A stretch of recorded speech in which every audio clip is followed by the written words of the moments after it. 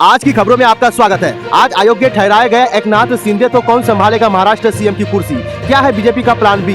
महायुति के सामने क्या ऑप्शन? महाराष्ट्र विधानसभा में स्पीकर राहुल नार्वेकर आज मुख्यमंत्री एकनाथ शिंदे और उनके गुट के विधायकों के खिलाफ अयोग्यता मामले में फैसला सुनाएंगे। 18 महीने पहले शिंदे समेत 39 अन्य विधायकों ने तत्कालीन मुख्यमंत्री उद्धव ठाकरे के खिलाफ बगावत कर दी थी, जिसके कारण 57 साल पुरानी पार्टी शिवसेना में विभाजन हो गया था और एनडीए सरकार गिर गई थी। बाद में दल बदल विरोधी कानूनों के तहत दोनों गुट ने एक दूसरे के विधायकों को अयोग्य ठहराने की मांग करते हुए क्रॉस याचिकाएं दायर की थी। महाराष्ट्र की राजनीति में आज बड़ा दिन है। मुख्यमंत्री एकनाथ शिंदे समेत 16 विधायकों की अयोग्यता मामले में स्पीकर राहुल नार्वेकर अपना फैसला सुनाएंगे। ऐसे में ये सवाल तेजी से चलने लगा है कि अगर स्पीकर ने शिंदे और उनके विधायकों को अयोग्य घोषित किया तो महाराष्ट्र में मुख्यमंत्री की कुर्सी कौन संभाल सकता है? और ये चर्चा इसलिए भी मायने रखती है क्योंकि बीजेपी ने साफ कहा कि सरकार पर कोई संकट नहीं है। महाराष्ट्र के डिप्टी सीएम और बीजेपी नेता देवेंद्र फडणवीस ने मंगलवार को स्पष्ट कहा है कि स्पीकर का चाहे जो भी फैसला हो, हमारी सरकार स्थिर रहेगी। हमारा गठबंधन कानूनी रूप से वैध है। हमें उम्मीद है कि स्पीकर का फैसला भी हमारे पक्ष में ही आएगा। फडणवीस के बयान के बाद ये साफ है कि अगर शिंदे के खिलाफ फैसला आया तो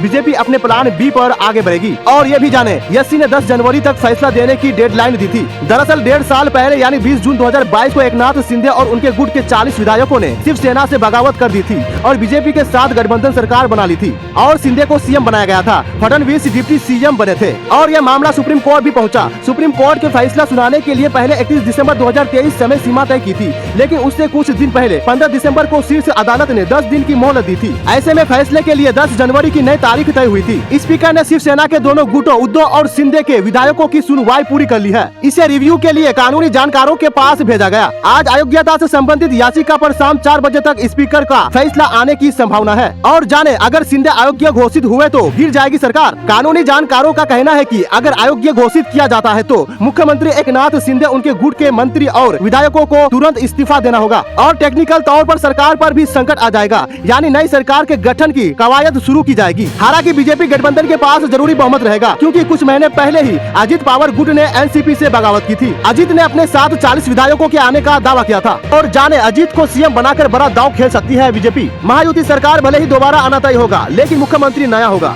यानी शिंदे की कुर्सी किसे दी जाएगी यह गठबंधन के नेताओं को तय करना होगा। शिंदे के अयोग्य होने की स्थिति में अजित गुट का हवाई होना तय माना जा रहा है और यह भी कहा जा सकता है कि बीजेपी अजित पावर को नया सीएम बनाने के लिए सहमति दे सकती है। So please subscribe this channel.